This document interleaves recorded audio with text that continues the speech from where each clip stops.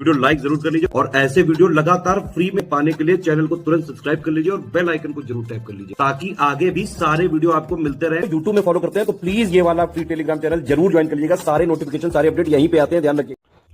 नमस्कार दोस्तों, एनसीईआरटी की जो इकोनॉमी है क्लास 10th की, पूरी क्लास 10th के जितने चैप्टर है उनके पूरे सिलेबस का या चैप्टर का निचोड़ एक टेस्ट 50 क्वेश्चन का आपके लिए ले आए। ये एनसीईआरटी की टेस्ट सीरीज़ है जो हम प्रोवाइड करते हैं आपको, और साथ में एनसीईआरटी के बैचेस भी आपको मिल जाएंगे। पूरी summary with MCQ practice, notes और पूरे कॉन्सेप्ट को समझाते हुए रिकॉर्डेड क्लासेस का एनसीईआरटी बैच आप ले सकते हैं हमारा इस नंबर पे कांटेक्ट करके। एनसीईआरटी फाउंडेशन बैच है, समरी से रिवाइज करो, कॉन्सेप्ट समझो, क्वेश्चन से प्रैक्टिस भी करवाएंगे, ठीक है। अब इसमें कह रहा है which of the following is not included in the formal source of credit, यानी कौन ऋण के औपचारिक क्षेत्रों में शामिल नहीं है। Commercial bank, cooperative society, landlord, money lender, है ना। कौन औपचारिक क्षेत्र या फॉर्मल सोर्सेज नहीं है उधारी लेने के। तो बहुत ही आसान है। औपचारिक सोर्स क्या होते हैं भाई? औपचारिक सोर्स होते हैं जिसमें आप विधि और नियमों के अंतर्गत जो भी है संस्थाएं उनके द्वारा जो लोन लेते हैं, जैसे बैंक्स वगैरह होते हैं, है ना। बाकी ये लैंडलॉर्ड है, मनी लेंडर्स है, जैसे मैं किसी को ब्याज पे पैसे दे रखे तो मैं उससे अगर ब्याज लेता हूँ तो मैं इनफॉर्मल सोर्स हूँ ना, फॉर्मल सोर्स थोड़ी हुआ।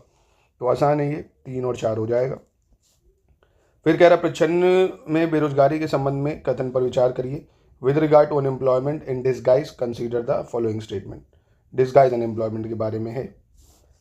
इसमें कार्य कर लोग अपनी क्षमता का पूर्ण दोहन करते हैं। The people working in it fully exploit their potential.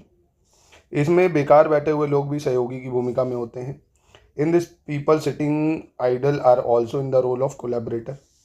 अल्प एवं खुली बेरोजगारी को प्रचंड बेरोजगारी में शामिल किया जाता है। Small and open unemployment is included in hidden unemployment. तो यहाँ पे जो है कौन सा सही होगा, तो अब देखेंगे यहाँ ऑप्शन 2 और 3 बिल्कुल सही हो जाएंगे, ठीक है।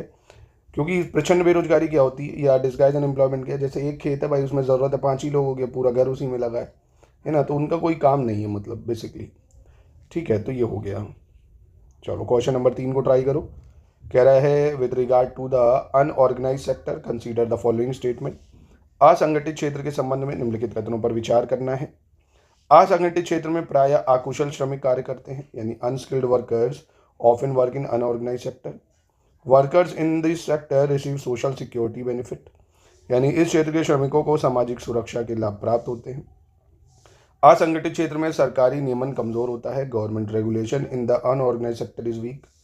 भारत में असंगठित क्षेत्र के श्रमिकों की संख्या संगठित क्षेत्रों से कम है। Number of unorganised sector worker in India is less than organise sector. अब सोचिए इसके बारे में और बताइए कौन सा यहाँ पे सही हो जाएगा। तो यहाँ आप देखेंगे पहला और चौथा तो सही है भाई। जो असंगठित क्षेत्र इनको श्रमिकों को कोई भी सामाजिक सुरक्षा प्राप्त नहीं होगी, ना ही जो है भारत में संगठित क्षेत्र के श्रमिकों की संख्या संगठित क्षेत्रों से कम है। ये तो और ज़्यादा ही है, सबसे ज़्यादा असंगठित क्षेत्र है। अनऑर्गेनाइज सेक्टर लगभग आप मानिए 81% तक भारत में है ना, यानी 1 और जो 3 है वो सही होगा यहाँ पे। क्वेश्चन 4 में कह रहा है उपयुक्त में कौन कौन से असंगठित क्षेत्र में शामिल है। अनऑर्गेनाइज सेक्टर है इनमें से भूमिहीन कृषि श्रमिक, छोटे एवं सीमांत किसान, वकील और बढ़ई। तो यहाँ पे बताइए कौन अनऑर्गेनाइज सेक्टर है।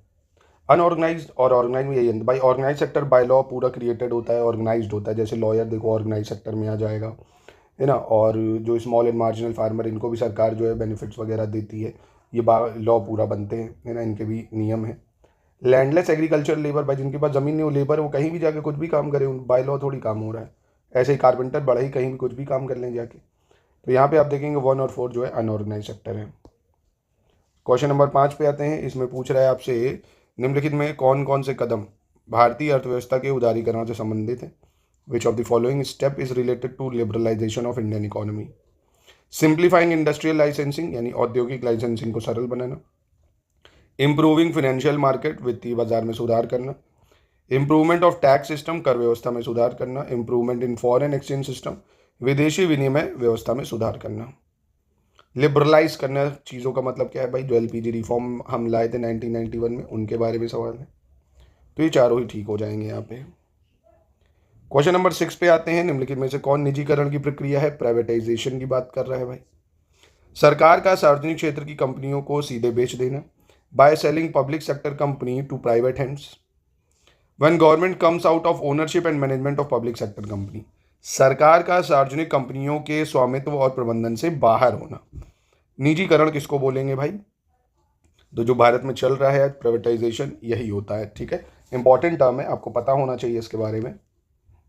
चलिए क्वेश्चन नंबर, और दोस्तों हमारी यूपीपीसीएल प्री 2026 की पूरी सिलेक्शन तक की तैयारी, देखिए दो टाइप की तैयारी होती है। एक जो कहते हैं मैं तैयारी कर रहा हूँ, है ना, जो तैयारी करते हैं मतलब बार बार एक ही दो सब्जेक्ट को पढ़ेंगे, हिस्ट्री को, ज्योग्राफी को या पॉलिटी को, जिनको मतलब जिस सब्जेक्ट में उनको इंटरेस्ट है, ना वो आंसर राइटिंग करेंगे मेंस के लिए, ना वो आज तक कोई एक निबंध की प्रैक्टिस करे होंगे लिखने के लिए, ना वो एथिक्स की केस स्टडीज़ पे काम करे होंगे, है ना। तो यही फ़र्क होता है तैयारी करने में और सिलेक्शन वाली तैयारी करने में। सिलेक्शन वाली तैयारी का मतलब आपको एक एक चीज़ करनी है जो सिलेक्शन के लिए ज़रूरी है, सिर्फ दिखाने के लिए तैयारी नहीं कि हाँ मैं बौकाल मारूंगा पीसीएस की तैयारी कर रहा हूँ। एक्चुअल में आप कर रहे हो कि नहीं, ये आप खुद समझोगे, है ना। तो पूरी तैयारी के लिए आप जोड़ सकते हैं प्री से मेंस तक की हर एक चीज़ आपको मिलेगी, कहीं से कुछ नहीं लेना, बस आपको ग्रुप में जुड़ना है। इस नंबर पे कॉल करके आप जुड़ सकते हैं हमारे ग्रुप में। आज मैं कह रहा हूँ औद्योगिक नीति प्रस्ताव 1956 के संबंध में विचार करना कौन सा सही है। With regard to industrial policy resolution 1956 consider the following statement. इस नीति को दूसरी पंचवर्षीय योजना का आधार बनाया गया। This policy formed the basis of the second 5 year plan. इस नीति में उद्योगों को दो वर्गों में ए तथा बी में विभाजित किया गया है। वर्ग ए के उद्योगों पर राज्य का अनन्य स्वामित्व था। इस नीति का उद्देश्य देश में पूंजीवादी व्यवस्था को बढ़ावा देना था। तो डायरेक्ट फैक्चुअल सवाल है इंडस्ट्रियल पॉलिसी पे बेस्ड, कौन सा सही होगा आपको बताना है यहाँ। एक तो ये सही है कि ये सेकेंड 5 ईयर प्लान के दौरान बनी, और the state had exclusive ownership over the category A industry, ये सही है। ये गलत इसलिए क्योंकि यहाँ पे हमने ए बी सी 3 कैटेगरी में बांटा था उद्योगों को। कितने में बांटा था? 3 कैटेगरी में। और इस नीति का उद्देश्य पूंजीवाद व्यवस्था नहीं, समानता जो है ना, समाजवाद, समानता को बढ़ावा देना था, पूंजीवाद को नहीं। हमने कैपिटलिस्ट इकोनॉमी तो फॉलो ही नहीं करी है ना, यानी 1 और 3 सही है। क्वेश्चन नंबर 8, इसमें आपको बताना है कौन सा सही होगा। प्रशुल्कों तथा कोटा के संदर्भ में निम्नलिखित कथन पर विचार करना है। With reference to tariff and quotas consider the following statement. प्रशुल्क आयातित वस्तुओं पर लगाया जाने वाला कर होता है भाई। Tariff is a tax Levi on important goods, है ना, इम्पोर्टेड गुड्स। जो टैरिफ होता है आप देखते हो ना, बहुत न्यूज़ में सुनते हो कि अमेरिका ने इतना टैरिफ लगा, क्या है? जो भी इम्पोर्टेड गुड्स होती हैं, हम दूसरे देशों से मना करते हैं, कह रहा है उस पर लगता है।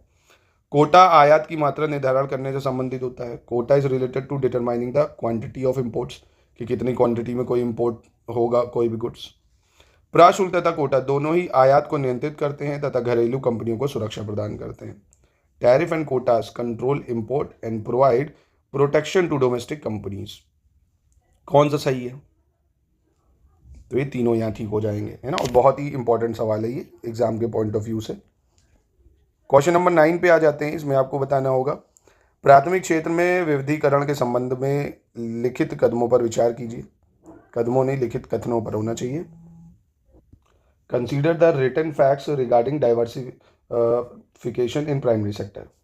डाइवर्सिफिकेशन यानी विविधीकरण, इसका अर्थ है change in the system of production of crops, यानी विविधीकरण का अर्थ है फसलों के उत्पादन की प्रणाली में परिवर्तन।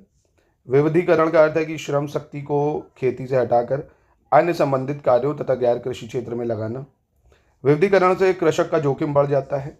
Diversification increase the risk of farmers. तो यहाँ पे कौन सा जो है सही है? तो यहाँ पे कौन सा सही होगा भाई? डाइवर्सिफिकेशन अगर हम करते हैं प्राइमरी सेक्टर में, पहला दूसरा सही है। रिस्क जो है फार्मर्स का वो कम हो जाएगा, है ना भाई। जब हमने डाइवर्सिफाई कर दी चीज़ों की तो प्राथमिक सेक्टर में चीज़ें जो है वो और बढ़ गई, तो इससे उसका रिस्क कम हो जाता है ना। चलो क्वेश्चन नंबर 10 पे आ जाते हैं। 10 में क्या कह रहा है? कह रहा है राष्ट्रीय आय लेखांकन के संबंध में निम्नलिखित विधियों पर विचार करना है। With regard to national income accounting consider the following methods. राष्ट्रीय आय आकलन के जो व्यय विधि है, इसमें जीडीपी की गणना अर्थव्यवस्था में समस्त कारकों के आय के अनुसार होती है। यानी जो एक्सपेंडिचर मेथड है नेशनल इनकम का, एस्टिमेट करता है GDP is calculated according to the income of all workers in the economy. Income method, GDP is calculated according to the demand for all products in the economy. Value added method, GDP is calculated according to the value of goods and service produced in the economy. तो बताइए कौन सा सही है यहाँ? देखिए आप यहाँ देखेंगे जो GDP हम लोग वैल्यू एडेड मेथड है वो सही है। गुड्स और सर्विस प्रोड्यूस जो होती है इकोनॉमी की, उसकी वैल्यू देखते हैं। इनकम मेथड में हम लोग क्या करते हैं, जो इनकम है लेबर की, है ना, जो इनकम है सारे वर्कर्स की इकोनॉमी में, वो मेजर करते हैं। एक्सपेंडिचर मेथड में हम लोग डिमांड देखते हैं सारे प्रोडक्ट की, है ना, क्या देखते हैं, डिमांड देखते हैं प्रोडक्ट की, तो ये इंटरचेंज है, इसलिए सिर्फ 3 सही होगा यहाँ पे। क्वेश्चन नंबर 11 पे आते हैं, कौन कौन जैविक कृषि के संबंध में सत्य है? Which of the following is true regarding organic agriculture? Food grain produce by organic agriculture are more nutritious, यानी जैविक कृषि द्वारा उत्पादित खाद्यान्न जो है अधिक पोषक होते हैं। कह रहे जैविक कृषि में श्रम का प्रयोग कम होता है भाई, use of labour is less in organic agriculture, इसका पर्यावरण पर कोई हानिकारक प्रभाव नहीं होता और प्रारंभिक वर्षों में इसकी उत्पादकता अधिक होती है। It's productivity is high in the initial years, बहुत ही आसान है, इसमें कुछ ऐसा नहीं है जो आप ना बता पाओ। ऑर्गेनिक होगा कि भाई बिना फर्टिलाइजर के आप कर रहे हो, है ना, फूड ग्रेन प्रोड्यूस होगा, वो ज़्यादा न्यूट्रिशियस होगा। लेबर जो होंगे वो इसमें ज़्यादा लगते हैं, कम नहीं, ये गलत हो जाएगा। कोई भी इन्वायरमेंट को नुकसान नहीं करता, ये सही है। और प्रोडक्टिविटी शुरुआती ईयर में कम रहती है, ज़्यादा नहीं, तो इसलिए सिर्फ 1 और 3 सही हो जाएगा यहाँ पे आपका, है ना। क्या सही होगा? 1 और 3। अब अगला कह रहा है, भारत में पशुधन के संगठन के अंतर्गत मवेशियों और भैंसों की हिस्सेदारी सर्वाधिक है। Cattle and buffalo have the highest share in life stock composition of India. Bharat में मत्स्य उत्पादन का सर्वाधिक जो हिस्सा है महासागरीय क्षेत्रों से आता है। Most of the fishery production in India comes from ocean areas. स्वर्णिम क्रांति भारत में बागवानी विकास से संबंधित है। Golden revolution is related to horticulture development. तो कौन सा गलत है भाई यहाँ, या सही कौन सा है? देखिए, कैटल बफेलो नहीं, हाईएस्ट शेयर अगर लाइफ स्टॉक में देखोगे तो वो पोल्ट्री प्रोडक्ट है, या मुर्गी पालन कह सकते हो, पोल्ट्री या मुर्गी पालन। और फिशरीज प्रोडक्शन आप देखोगे ओशियन एरियाज में तो 35% ही है, इंटीरियर एरियाज जैसे रिवर लेक उसमें ज़्यादा है, 65% के आसपास है, तो ये भी गलत। गोल्डन रेवोल्यूशन हॉर्टिकल्चर से संबंधित है, पर ये सही हो जाएगा यहाँ पे, ठीक है। चलिए अगला देखते हैं। कह रहा है with regard to labour force and salary consider the following statement. श्रम बल और वेतन के संबंध में इसमें आपको बताना है कौन सा कथन असत्य है, ठीक है। The percentage of self employed person in urban area is more then in rural area, यानी शहरी क्षेत्रों में कह रहा है स्वनियोजित व्यक्तियों का जो प्रतिशत है ग्रामीण क्षेत्रों से जो है वो अधिक है, ठीक है, पहली बात। Almost half of the labour force in India is self employed. Number of people with regular pay is more in the cities, यानी विनियमित वेतन भोगी लोगों की संख्या शहरों में अधिक है। और casual wage labourer are more in urban areas, यानी आकस्मिक दिहाड़ी मजदूर शहरी क्षेत्रों में अधिक है। यहाँ गलत बताना है कौन सा है, ठीक है, तो सोचिए और बताइए। चलो, है ना, सोच लो आप एक बार, चाहे तो वीडियो को पॉज करके। परसेंटेज जो सेल्फ एम्प्लॉयड पर्सन है ये रूरल एरिया में ज़्यादा है भाई, वो अपने ही खेती में काम करते हैं, अर्बन एरिया में तो नौकरियां करता है आदमी, तो ये स्टेटमेंट तो गलत हो गई, पहली बात। Almost half of labour force in India self employed, ये ठीक है। Number of people with regular pay is more in cities, भाई डेली पाते हैं, और क्या, दिहाड़ी मजदूर आपको रोडों पे मिल जाएंगे, कहीं भी देखो, है ना, तो ये भी ठीक है। Casual veg labour more in urban area, गलत। आकस्मिक दिहाड़ी मजदूर ये आपको गाँव में मिलेंगे, क्योंकि भाई अभी उनका सीजन नहीं चल रहा है, खेती नहीं हो रही है, तो अपना कैजुअल वेज कर लेते हैं, ठीक है। पहला चौथा जो है वो गलत है यहाँ पे। फिर कह रहा है सरकार बजट के माध्यम से निम्नलिखित में से कौन कौन से उद्देश्यों को प्राप्ति का प्रयास करती है भाई। Which of the following objectives the government tries to achieve through the budget. Reallocation of resources, संसाधनों का पुनः आवंटन। रीडिस्ट्रीब्यूशन ऑफ इनकम एसेट, आय संपत्ति का पुनः वितरण। Maintaining high employment and income levels, उच्च रोजगार व आय स्तर को बनाए रखना। प्राइवेट सेक्टर डेवलपमेंट, निजी क्षेत्र का विकास। तो बताइए क्या ऑब्जेक्टिव होगा भाई बजट के माध्यम से सरकार का। संसाधनों का पुनः आवंटन करना, आय संपत्ति का पुनः वितरण करना, उच्च रोजगार व आय स्तर को बढ़ाना, निजी क्षेत्र का विकास, ये नहीं होगा, बजट से इसका कोई लेना देना नहीं।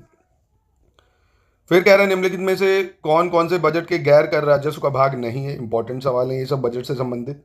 विच of the following is not part of non tax revenue of budget, ठीक है। सरकार द्वारा प्रदत्त वस्तुओं और सेवाओं का मूल्य, यानी price of goods and service provided by government. सरकार द्वारा किए गए निवेश पर अर्जित लाभांश और ब्याज, यानी dividend and interest earn on investment made by the government. प्रशासकीय कार्यों द्वारा एकत्र फीस व जुर्माने, fees and fines collected by administrative functions. तो यहाँ पे बताइए कौन सा जो है आपका नहीं होगा tax, non tax revenue of budget का पार्ट। तो इसमें से कोई नहीं है ना, क्योंकि ये सारे ही हो जाते हैं, है ना, ये तीनों ही हो जाएंगे इसमें। चलो अगला देख लेते हैं। निम्नलिखित में से कौन कौन से पूंजीगत प्राप्तियों का भाग है भाई, है ना। कैपिटल रिसीट का पार्ट है, ये बताना है आपको। कैपिटल रिसीट सरकार द्वारा जनता तथा रिजर्व बैंक से लिया गया ऋण, loan taken by government from the public and the reserve bank. विदेशी सरकारों तथा बहुराष्ट्रीय संस्थानों से लिया गया ऋण, loan from foreign government and multinational institutions, सरकार द्वारा दिए गए पुराने ऋण की उगाही यानी collection of old loans given by government, सार्वजनिक उपक्रमों के विनिवेश से प्राप्त राशि, amount receive from disinvestment of PSUs. कौन सा यहाँ कैपिटल रिसीट के बारे में सही होगा? तो ये चारों ही ठीक हो जाएंगे। क्वेश्चन नंबर 17 पे आते हैं, निम्नलिखित में से कौन सा भारत में गैर योजनागत व्यय में आता है भाई? Which of the following comes under non plan expenditure in India, है ना, नॉन प्लान जिसके लिए हम कोई प्लानिंग नहीं कर रहे हैं।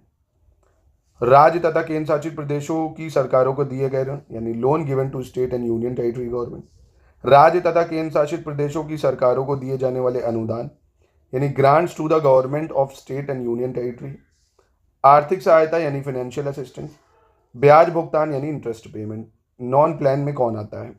ये भी काफ़ी इंपॉर्टेंट हो जाएगा। नॉन प्लान एक्सपेंडिचर यही सब है। देखो प्लान एक्सपेंडिचर क्या है, जैसे हम बताएं कि भाई हम इंफ्रास्ट्रक्चर पे इतना खर्चा करेंगे, हेल्थ सेक्टर पे इतना करेंगे, एजुकेशन में इतना करेंगे, डिफेंस में इतना करेंगे, ये प्लान है। नॉन प्लान क्या है? यही सब चीज़ें हो गई ना, जो अचानक से चीज़ें आ जाए। चलो क्वेश्चन नंबर 18 देख लेते हैं। इसमें आपको बताना है घाटा से संबंधित निम्नलिखित परिभाषाओं पर विचार करना है। घाटा मतलब डेफिसिट, प्राइमरी डेफिसिट, रेवेन्यू और फिजिकल, तीन डेफिसिट है और ये तीनों की डेफिनेशन काफ़ी इंपॉर्टेंट है। प्राइमरी डेफिसिट कह रहा है it is derive by deducting interest on old loan from revenue deficit, यानी राजस्व घाटे में से पुराने ऋण पर ब्याज को घटाने से प्राप्त होता है। राजस्व घाटा राजस्व व्यय तथा राजस्व प्राप्तियों के बीच का अंतर है, यानी डिफरेंस है between revenue expenditure and revenue receipt. Revenue expenditure मतलब जो खर्चा करा, रिसीट मतलब जो आया। फिजिकल डेफिसिट कह रहा है डिफरेंस है between total expenditure and total receipt, भाई जो हमने खर्चा करा है माइनस जो हमारा आया है। डेफिसिट मतलब नुकसान, है ना, घाटा। तो यहां आप देखेंगे कौन सा सही है, सिर्फ रेवेन्यू डेफिसिट, फिजिकल डेफिसिट, ये सही है। प्राइमरी डेफिसिट क्या होता है समझ लो। प्राइमरी डेफिसिट होता है ये आप टोटल एक्सपेंडिचर सरकार का जो होगा, है ना, टोटल एक्सपेंडिचर जो हमने खर्चा करा है माइनस, है ना, क्या होता है, minus sum of total revenue receipt and capital receipt, यानी revenue receipt plus capital receipt.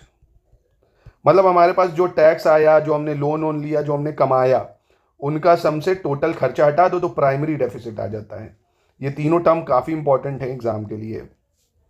चलो क्वेश्चन नंबर 19 पे आते हैं। इसमें आपको सही बताना होगा निम्नलिखित में से कौन से भुगतान संतुलन या बीओपी के घटक हैं, बैलेंस ऑफ पेमेंट के घटक हैं? वित्तीय पूंजी का अंतरण यानी ट्रांसफर ऑफ फाइनेंशियल कैपिटल, बाह्य ऋण और निवेश, एक्सटर्नल डेट और इन्वेस्टमेंट, विदेशी संस्थागत निवेश, फॉरेन इंस्टीट्यूशनल इन्वेस्टमेंट, वस्तुओं और सेवाओं का निर्यात और आयात, export and import of goods and services. तो यहां पे कौन सा सही हो जाएगा बैलेंस ऑफ पेमेंट के लिए? तो ये चारों स्टेटमेंट ठीक हो जाएंगे। चलिए अगला देख लेते हैं। कह रहा विनिमय दर के संबंध में निम्नलिखित कथनों पर विचार करना है, कौन सा सही है, यानी exchange rate consider the following statement. भाई अभी $1 जैसे जब 50 का था, अब $1 कह रहा 92 का है, तो क्या फर्क पड़ता है ये बताना है। इंक्रीज या इंक्रीमेंट इन एक्सचेंज रेट, अगर एक्सचेंज रेट बढ़ता है तो ये निगेटिव इंपैक्ट डालता है हमारे इंपोर्ट्स पे, कह रहा है।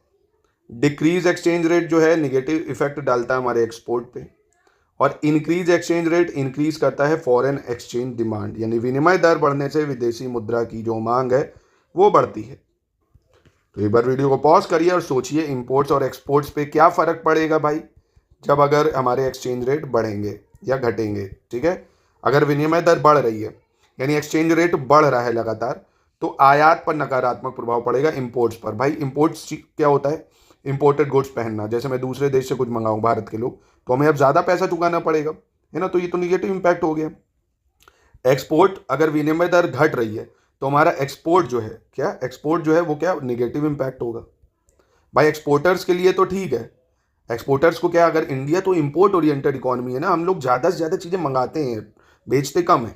अगर हम एक्सपोर्ट कर रहे होते तो डॉलर बढ़ता तो हमें कोई दिक्कत नहीं, हमें तो मज़ा आता। तो ये दोनों स्टेटमेंट सही है, ये गलत है, क्योंकि इंक्रीज होगा एक्सचेंज रेट तो फॉरेन एक्सचेंज की जो डिमांड है वो लगातार जो है वो क्या होती जाती है, कम होती चली जाती है। ठीक है, तो यहाँ सिर्फ 1 और 2 सही होगा। चलो अगला है निम्नलिखित में से कह रहा कौन वस्तु विनिमय व्यवस्था की खामियां हैं। Which of the following are defect of barter system. Barter system समझे, जैसे भाई आप बचपन में जाते होगे गेहूं लेके और आइसक्रीम वाले से आइसक्रीम ले लेते होगे, तो यही barter system, exchange of goods. कह रहा है इसमें अन्वेषण लागत बढ़ जाती है, यानी एक्सप्लोरेशन कॉस्ट बढ़ जाती है। द्विपक्षीय सहयोग की समस्या यानी बायलैटरल कोइंसिडेंस प्रॉब्लम हो जाती है।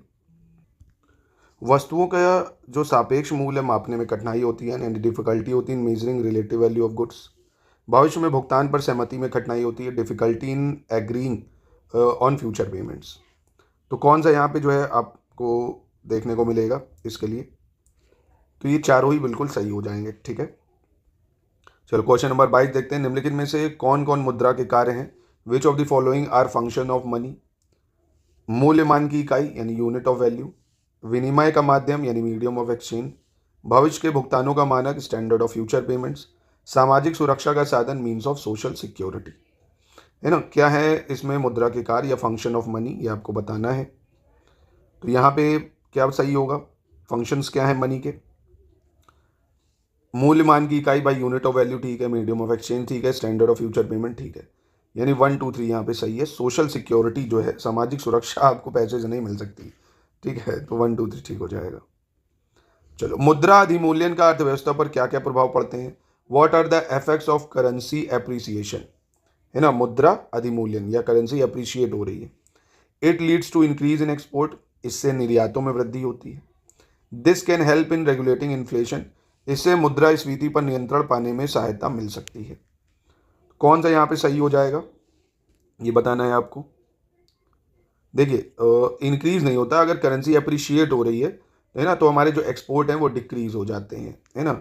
और this can help in regulating inflation, ये तो ठीक हो जाएगा, यानी ऑप्शन बी सही है सिर्फ भाई, क्योंकि करेंसी जो है अगर एक्सपेंसिव हो गई तो दूसरे लोग क्या है, फिर करेंसी महंगी हो गई तो एक्सपोर्ट जो है वो नेगेटिव हो ही जाएगा। फिर कह रहा है निम्नलिखित में से कौन से अर्थव्यवस्था पर मुद्रास्फीति बढ़ने वाले प्रभाव होंगे? विच of the following step will increase inflation in the economy? है ना, इकोनॉमी में इन्फ्लेशन यानी महंगाई कैसे बढ़ेगी? Increment in bank rate by RBI, यानी आरबीआई द्वारा बैंक रेट में बढ़ोतरी से, आरबीआई द्वारा एसएलआर में कमी करने से, या सीआरआर की समाप्ति से, एंड ऑफ सीआरआर। यहाँ पे कौन सा सही हो जाएगा भाई? तो सही क्या होगा भाई? देखिए, बैंक रेट क्या होता है? बैंक रेट ये होता है कि आरबीआई अगर बैंक रेट बढ़ाएगी तो जो बैंक्स हैं उनको आरबीआई से लोन महंगा पड़ेगा। अब इनको महंगा पड़ेगा तो ये आगे महंगा बेचेंगे। अब अगर मुझे लोन महंगा अब मिलने लगेगा तो मैं लोन अवॉइड कर दूंगा कि रहने दो, अब कार नहीं लेंगे, महंगा है। तो महंगाई को तो कम करता है, इसलिए ये गलत है। एसएलआर को रिडक्शन करने पे महंगाई जो है वो क्या होती है? इंक्रीज करती है इन्फ्लेशन, ये ठीक है, पैसा डालते हैं, एंड ऑफ सीआरआर भी, है ना, यानी यहाँ पे 2 और 3 सही हो जाएगा सिर्फ।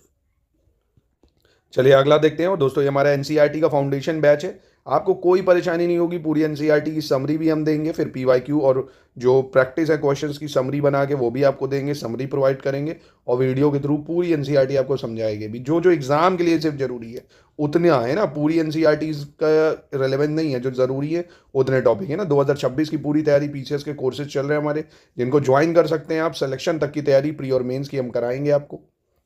अब अगला है, निम्नलिखित में से कौन कौन बैंकिंग के कार्य नहीं है? Which of the following are not banking function? जमाएं स्वीकार करना यानी एक्सेप्ट डिपॉजिट, इन्वेस्टिंग डिपॉजिट्स, या अंश पत्र व प्रतिभूतियों का क्रय विक्रय, sale and purchase of shares and securities, विदेशी मुद्रा का क्रय विक्रय, फॉरेन एक्सचेंज ट्रेडिंग। तो बताइए इसमें से जो है कौन सा नहीं है? मैं चाहता हूँ इसका उत्तर आप दें, बहुत ही आसान है ये, इसका उत्तर कमेंट में आप दे सकते हैं। इसके बाद which of the following are the function of central reserve bank? कौन कौन केंद्रीय रिजर्व बैंक के कार्य हैं इसमें से? गवर्नमेंट बैंकर एंड एडवाइजर, यानी सरकार का बैंकर और सलाहकार, बैंकों का पर्यवेक्षण, मुद्रा की आपूर्ति तथा साख का नियंत्रण, वित्तीय योजनाओं का पर्यवेक्षण। क्या सही होगा इसमें? तो इसमें देखेंगे आप 1 2 3 सही है। सुपरविजन ऑफ फाइनेंशियल प्लान्स, ये काम नहीं है, ये तो अपना वित्त मंत्रालय सरकार का काम है ना। चलो अगला है, मुद्रा के संबंध में निम्नलिखित परिभाषाओं पर विचार करिए। With regard to currency consider the following definition. Fiat money, सरकार के आदेश से निर्गमित प्राधिकरण द्वारा समर्थित। विश्वास आधारित मुद्रा यानी फ्यूडिशरी मनी, भुगतानकर्ता और अदाता के बीच विश्वास द्वारा समर्थित धन। उच्च शक्ति वाला धन, बैंकों के पास नगद भंडार यानी high powered money, cash reserve in banks. Which are correctly defined in the above? कौन सा सही है फिएट, फ्यूडिशरी और हाई पावर्ड मनी में? तो यहां आप देखेंगे पहला दूसरा सही है, तीसरा गलत हो जाएगा। हाई पावर मनी क्या होता है भाई? हाई पावर मनी ये होता है करेंसी हेल्ड बाय पब्लिक, है ना, जो भी जनता के पास करेंसी होगी वो, है ना, करेंसी हेल्ड बाय पब्लिक, ठीक है। और बाकी जो कैश होगा, है ना, वो सब आ जाता है हाई पावर्ड मनी में। फिर कह रहा है किसी अर्थव्यवस्था में मांग को बढ़ाने के लिए राजकोषीय नीति के क्या साधन है भाई? The means of physical policy to increase the demand in economy, है ना। राजकोषीय नीति के साधन कौन से होंगे अगर डिमांड बढ़ानी है हमें फिजिकल पॉलिसी में? तो कर में कटौती, सरकारी व्यय बढ़ाकर, ब्याज दर को कम करके। तो क्या सही होगा इसमें से राजकोषीय नीति के साधन में? एक तो टैक्स डिडक्शन और बाय इंक्रीजिंग गवर्नमेंट एक्सपेंडिचर, ये दो चीजें हमें करनी पड़ती हैं, ठीक है। फिर कह रहे हैं निम्नलिखित में से कौन कौन केंद्रीय बैंक के गुणात्मक साख नियंत्रण नीति के अंग है? Which of the following are part of central bank qualitative credit control policy, है ना। निम्नलिखित में से कौन कौन केंद्रीय बैंक के गुणात्मक साख नियंत्रण नीति के अंग है भाई? ओपन मार्केट ऑपरेशन यानी खुले बाजार की प्रक्रिया, सेलेक्टिव क्रेडिट कंट्रोल चयनात्मक साख नियंत्रण, मार्जिन रिक्वायरमेंट यानी न्यूनतम सीमा अंतराल, और मोरल सुएशन यानी नैतिक प्रबोधन। तो क्या इसका सही उत्तर हो जाएगा? तो इसमें सही हो जाएगा आपका 2, 3, 4, है ना। खुले बाजार की प्रक्रिया ओपन मार्केट सिस्टम नहीं है, वो क्वांटिटेटिव में आ जाएगा, है ना। ये 2, 3, 4 सही हो जाएगा आपका। निम्नलिखित में से कह रहा है कौन कौन केंद्रीय बैंक के परिमाणात्मक साख नियंत्रण नीति के अंग है? Which of the following are part of central bank quantitative credit control policy, है ना। जैसे ऊपर हमने देखा क्वालिटेटिव कंट्रोल पॉलिसी, अब है quantitative control policy. Bank rate, repo rate, SLR या CRR।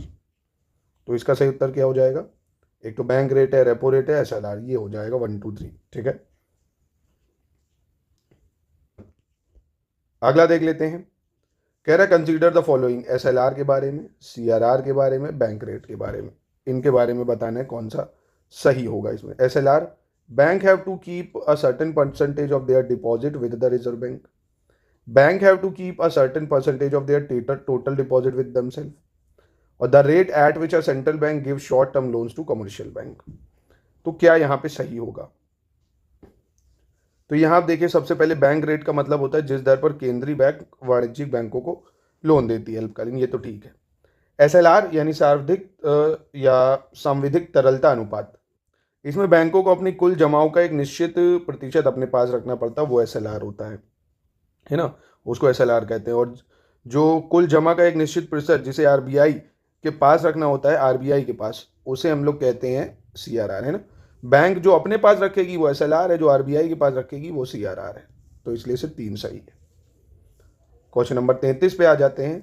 भारत में मुद्रा पूर्ति के संबंध में निम्नलिखित परिभाषाओं पर विचार करना है हमें। M1 money, M2 money, M3 money के बारे में है, ठीक है। कौन सा यहाँ सही होगा? M1 जनता द्वारा धारित करेंसी प्लस बैंकों का RBI के पास डिपॉजिट प्लस RBI के साथ अन्य जमा। M2 M1 मनी प्लस डाकघर में जमा जो होता है। M3 M1 प्लस बैंकों के साथ जो जमा होता है। अब यहाँ कौन सा सही है? तो यहाँ आप देखेंगे 2 और 3 सही है, पहला गलत है, क्योंकि M1 जो मनी होता है, M1 मनी ये होता है लोगों के पास जो करेंसी है ना, जो जनता के पास है, लोगों के पास जो भी करेंसी होगी वो, चाहे वो सिक्के हो चाहे नोट हो जाए, प्लस जो पैसा बैंक में जमा है ना, जो बैंक में डिपॉजिट है वो, है ना, और प्लस RBI के साथ जो जमा है, RBI के साथ, इसको बोलते हैं ना, याद रखिएगा इसको। तो ये होता है। चलो अगला देख लेते हैं, क्वेश्चन नंबर 34। इसमें कह रहा है निम्नलिखित में से कौन कौन पूंजीवादी अर्थव्यवस्था की विशेषता है? Which of the following is a characteristics of capitalist economy. पूंजीवादी अर्थव्यवस्था की बात कर रहा है। यहाँ बाजार स्वतंत्र मांग और पूर्ति के बलों द्वारा चालित है। The market is driven by forces of independent demand and supply. वस्तुओं की कीमतें मांग और पूर्ति द्वारा निर्धारित होती हैं। उत्पादकों और परिवार के निर्णय में सरकार हस्तक्षेप करती है। पूंजी संचय की अनुमति होती है। Capital accumulation is allowed. अब यहाँ पे कौन सा सही होगा ये बताना है आपको। तो यहाँ देखेंगे 1, 3, 4 सही है, दूसरा गलत हो जाएगा। Price of goods are determined by demand and service, ये गलत होगा। ये तो जो स्टेक होल्डर्स होंगे वही इसको कंट्रोल करेंगे। फिर कह रहा है व्यष्टि तथा समष्टि अर्थशास्त्र के कार्यक्षेत्र के संबंध में निम्नलिखित कथनों पर विचार करें। With regard to the scope of micro and macro economics consider the following statement. तो यहाँ पे कौन सा सही होगा? कह रहा है समष्टि अर्थशास्त्र जो है मुख्यतः एक व्यक्तिगत फर्म अथवा उद्योग में उत्पादन तथा कीमत के निर्धारण से संबंधित है। Macro economics is primarily concerned with the determination of production and price in an individual firm और इंडस्ट्री। व्यष्टि अर्थशास्त्र का संबंध मुख्यतः संपूर्ण अर्थव्यवस्था में कुल उत्पादन और सामान्य कीमत स्तर के निर्धारण से है। तो कौन सा कथन सत्य है इसमें? तो यहाँ पे कोई सही नहीं होगा। मैक्रो इकोनॉमिक्स की जो बात हम करते हैं इसमें टोटल आउटपुट और general price level entire economy कहा जाता है, और माइक्रो में जो होता है ये छोटी चीज़ें हम लोग डिसाइड करते हैं। कह रहा है समष्टि अर्थशास्त्र की दृष्टि से निम्नलिखित में से कौन कौन अर्थव्यवस्था के प्रमुख क्षेत्रक हैं? Which of the following is the major sector of the economy in terms of macro economics? Household, producer sector, government sector या फॉरेन सेक्टर? तो किसकी बात कर रहा है? मैक्रो इकोनॉमिक्स की बात कर रहा है। तो ये चारों ही हो जाएंगे। फिर कह रहा है with regard to the goods produced in the economy consider the following statement. अर्थव्यवस्था में उत्पादित वस्तुओं के संबंध में निम्नलिखित कथनों पर विचार करना है। अंतिम वस्तुएं यानी फाइनल गुड्स जो अंतिम प्रयोगकर्ता द्वारा प्रयोग के लिए तैयार होती है। मध्यवर्ती वस्तुएं जो अंतिम प्रयोगकर्ता द्वारा प्रयोग के लिए तैयार नहीं होती है। एक ही वस्तु अंतिम तथा मध्यवर्ती वस्तु के रूप में नहीं हो सकती है। तो इनमें से कौन सा कथन जो है सत्य है ये आपको बताना होगा यहाँ। तो यहाँ सिर्फ पहला दूसरा सही हो जाएगा। चलिए अगला देख लेते हैं। निम्नलिखित में से कौन कौन मूल्यह्रास के कारण है? Which of the following is due to depreciation? सामान्य टूट फूट यानी normal wear and tear. Change in technology प्रौद्योगिकी में परिवर्तन। चेंज इन डिमांड मांग में परिवर्तन। फाइनेंशियल क्राइसिस या आर्थिक मंदी। आसान है ये भी बहुत। तो ये चारों ही के कारण मूल्यह्रास होता है भाई। क्वेश्चन नंबर 39 पे आ जाते हैं। इसमें आपको बताना है कौन सा सत्य है। स्टॉक एक आर्थिक चर है जिसकी गणना एक समय विशेष के बिंदु पर की जाती है। Stock is an economic variable that is calculated at a particular point of time. प्रवाह एक आर्थिक चर है जिसकी गणना समय की अवधि के दौरान की जाती है। Flow is an economic variable that is calculated over a period of time. प्रवाह तथा स्टॉक एक दूसरे को प्रभावित नहीं करते हैं। Flow and stock do not affect each other. तो यहाँ पे कौन सा सही होगा? तो सिर्फ 1 और 2 सही है। देखिए ये अगर आपको नहीं समझ में आ रहे, क्वेश्चन टफ लग रहे हैं, तो पहले एक तरीका तो खैर इसका ये है कि पहले आप 10th की जो एनसीईआरटी है ना, 9th की एनसीईआरटी, 10th की एनसीईआरटी, इसको पहले पढ़िए, फिर जो ये टेस्ट है उनको लगाइए, तब आप इसको अटेम्प्ट करें। ऐसे थोड़ी आप करेंगे ना। अगर आप लोग कहेंगे तो उसका डिटेल वीडियो मैं दे भी दूंगा आपको समझाने के लिए बढ़िया तरीके से। बाकी ये मिलेगा आपको, एनसीईआरटी बैच हमारा चल रहा है बढ़िया, तो उसमें आपको समझाया जाएगा स्मार्ट बोर्ड पे। बढ़िया से समझिए, प्रैक्टिस करिए, फिर हम क्वेश्चंस की भी प्रैक्टिस कराएंगे, समरी भी आपको देंगे। चलो फिर अभी ये आपको बताना है कौन सा सही है इसमें से। रियल फ्लो यानी वास्तविक प्रवाह। अर्थव्यवस्था के विभिन्न क्षेत्रों में वस्तुओं तथा सेवाओं का प्रवाह। मौद्रिक प्रवाह अर्थव्यवस्था के विभिन्न क्षेत्रों में मुद्रा का प्रवाह। वास्तविक प्रवाह तथा मौद्रिक प्रवाह एक दिशीय होते हैं यानी real flow and money flow are unidirectional. तो यहाँ कौन सा सही होगा ये बताना है आपको। तो यहाँ सिर्फ 1 और 2 सही हो जाएगा, दूसरा जो है वो गलत होगा, तीसरा मतलब, क्योंकि रियल फ्लो और मनी फ्लो ये अपोजिट होते हैं एक दूसरे के, है ना। चलो अगला है निम्नलिखित में से कौन कौन उत्पादन के कारक हैं? Which of the following are factor of production. ये तो पहले ही चैप्टर में दिया था भाई, फैक्टर ऑफ प्रोडक्शन क्या होते हैं भाई। लेबर, लैंड, कैपिटल या बैंक में कौन हो जाएगा फैक्टर ऑफ प्रोडक्शन? तो भाई लैंड चाहिए, लेबर चाहिए, कैपिटल चाहिए, बैंक का कोई काम ही नहीं। फिर कह रहे हैं निम्नलिखित में से कौन कौन मौद्रिक आय के प्रकार है? Which of the following are type of monetary income. Wages, rent, interest या प्रॉफिट, है ना। मौद्रिक आय के प्रकार कौन कौन से होंगे इसमें से? तो ये चारों हो जाएंगे। चलिए अगला है अर्थव्यवस्था के संबंध में निम्नलिखित शब्दावली तथा उनके अर्थ पर विचार करना है। Investment, gross investment, net investment. कह रहे investment expenditure incurred to increase the production capacity of economy. Gross investment net increment in capital stock over a given period of time. और net investment total increment in capital stock over a given period of time. तो कौन सा इसमें से जो है वो आपको सही देखने को मिलेगा ये बताइए। तो यहाँ आप देखेंगे पहला तो ठीक है, अर्थव्यवस्था की उत्पादन क्षमता को जो बढ़ाने के लिए हम व्यय करते हैं उसे निवेश कहते हैं। सकल निवेश होता है एक निश्चित समय अवधि में पूंजीगत स्टॉक में कुल वृद्धि, है ना। और निवल निवेश यानी जो नेट इन्वेस्टमेंट होता है एक निश्चित समय अवधि में पूंजीगत स्टॉक में शुद्ध वृद्धि, है ना। इसको इंटरचेंज कर लो, यानी यहाँ सिर्फ पहला सही होगा। चलो 44 आ जाते हैं। इसमें आपको बताना होगा कौन कौन सही परिभाषित है। आय में परिवर्तन के कारण बचत में परिवर्तन के अनुपात जो है उसको सीमांत उपभोग प्रवृत्ति कहते हैं। यानी ratio of change in saving due to change in income is called marginal propensity to consume. Ratio of change in consumption due to change in income is called marginal propensity to save.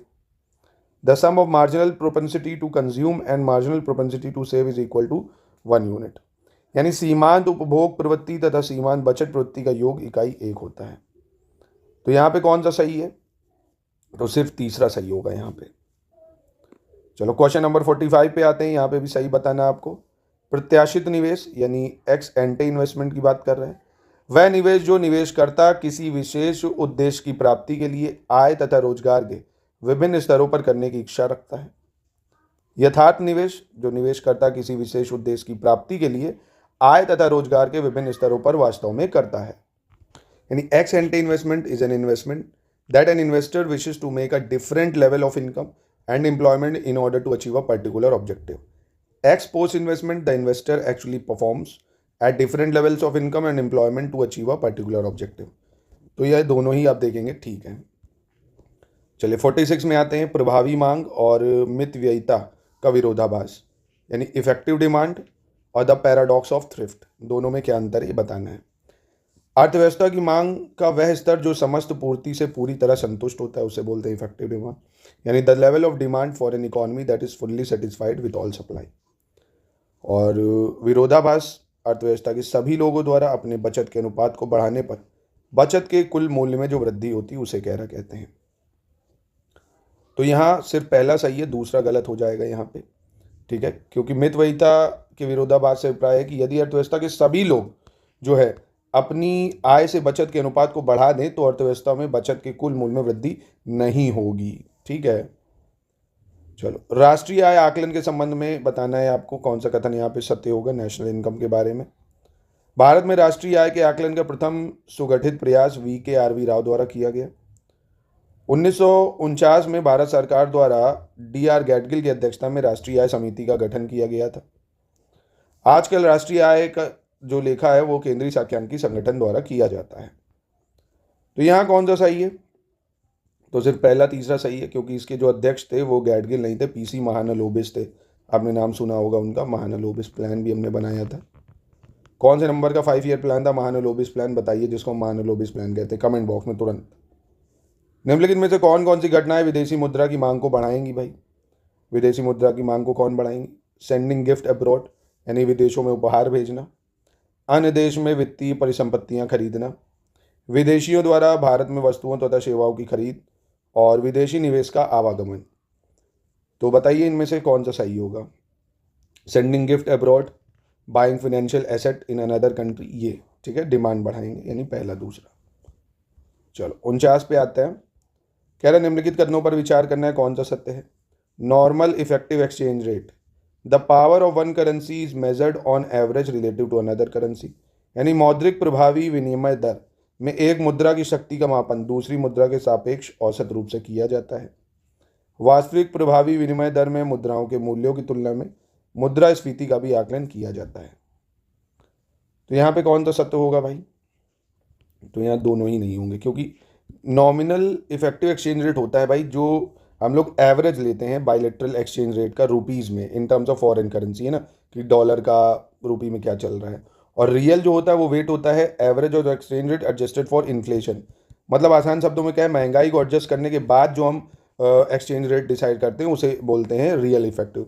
जो महंगाई को adjust करे बिना करते हैं वो होता है नॉमिनल, ठीक है। चलो अंतिम प्रश्न देख लेते हैं। डिवैल्यूएशन, डेप्रिसिएशन और ऑफिशियल रिजर्व फंड ट्रांजैक्शन, इसके बारे में है। कौन सा यहाँ पे सत्य है? अवमूल्यन की बात कर रहा है यानी डिवैल्यूएशन। बाजार की शक्तियों द्वारा देश की मुद्रा के विनिमय दर में कमी आना, सरकार द्वारा रणनीतिक रूप से देश की मुद्रा के विनिमय दर को कम करना, और आधिकारिक आरक्षित निधि लेन देन, सरकारी कोष में उपलब्ध स्वर्ण के भंडार तथा अंतर्राष्ट्रीय मुद्रा के कोष में कमी और वृद्धि। तो बहुत ही आसान है, यहाँ सिर्फ तीसरा सही होगा। क्योंकि आप देखेंगे अवमूल्यन का मतलब होता है जब सरकार एक स्ट्रेटेजिक रूप से या रणनीतिक रूप से देश की मुद्रा का मूल्य विदेशी मुद्रा के संबंध में कम कर देती है ना, तो उसको हम अवमूल्यन बोलते हैं। मूल्यह्रास, बाजार की शक्तियों और देश की मुद्रा में कमी आती है उससे। तो ये है और ये इधर वाला है, यानी सिर्फ 3 सही। तो ऐसा करिए, 9th और 10th की एनसीईआरटी के 50-50 क्वेश्चन का मैंने टेस्ट दिया। एक बार 9th की एनसीईआरटी पढ़िए, फिर ये टेस्ट को लगाइए। 10th की एनसीईआरटी पढ़िए, फिर ये टेस्ट लगाइए। बाकी पीडीएफ चाहिए, नंबर पे कॉन्टैक्ट करके मिल जाएगी। पूरी सिलेक्शन तक की तैयारी घर बैठे आप कर लेंगे आराम से।